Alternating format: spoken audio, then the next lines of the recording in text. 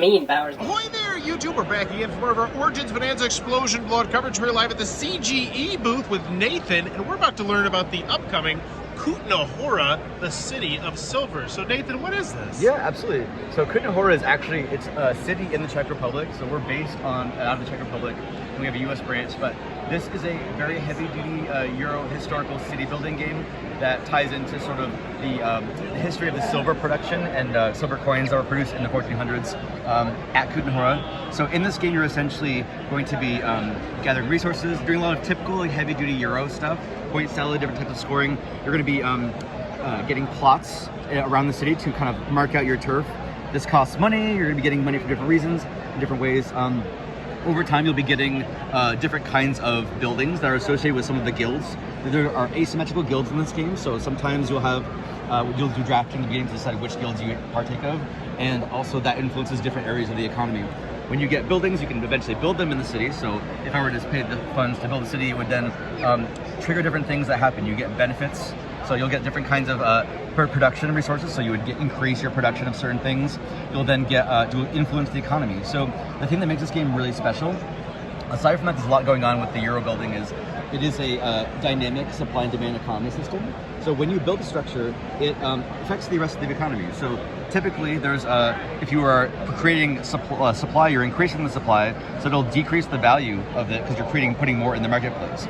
Over time, though, the population will also increase. So eventually, that will affect other things about the economy. So things will change, shift over time. Sometimes it can add additional demand back in. So the value of resources changes over time based on which guilds are producing different kinds of resources. There's a lot of different pieces of the puzzle. So basically, you're building things. You'll be doing stuff in the mine where you go down to the mines to gain different types of resources, and that affects the mining economy a little bit. There are different types of counselors that'll then be put into play that can be used as a combo system for other types of scoring in the game.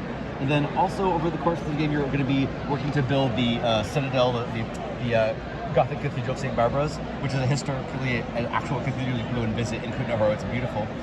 Over time, you'll be getting these different types of production and bonuses from doing that. The way you actually play the game, though, I forgot to mention up front, is that you have action selection cards. So there's different kinds of cards that are double-sided, and you kind of decide how you're going to use them by picking the face-up one. And you can do 2 actions per turn. And then over the course of the round, you'll come back, you can do 2 more actions. And then the third time around, you can only do 1 more action. So you have a choice of what you're doing over the course of each round. But it depends, and it might fluctuate based on how the economy is changing over the course of a round. All the actions people take have an impact on the overall systems that are at play. So basically, I can do plot land, I can do buildings. Income does not come automatically. You'll basically be choosing when to generate income, and all of the resources in the game are represented here on these resource tracks, but they're all paid for in money. So if I'm getting income, I'll be producing things over here based on the value of my production multiplied by the actual resources on the board. So this would be 4 times 3, because that's the current value of that particular resource. And it works the same way when you're spending resources. When you're buying something, you'll be paying money based on the actual economic value. And that's kind of the fun part about this game, is that the economy shifts very dynamically based on what people are doing, what is happening with the different guilds. And it creates a really dynamic experience that basically changes every single time you play and over the course of the full game. So games typically play about 5 or 6 rounds, depending on the player count. And every game is a different experience. You're basically changing everything based on the different distribution of the guilds and how the people play. So in a nutshell, that's kind of Kutná Hora as an overview. It also has a lot of history tied into the history of the region and the actual city. So people who are into that kind of stuff will really vibe on sort of like some of the interesting elements happening. Yeah, Heavy Duty Euro will be coming out in Essensspiel and eventually should be available in the US probably around December, PAX U time. But yeah, that's Kutná Hora, City of Silver.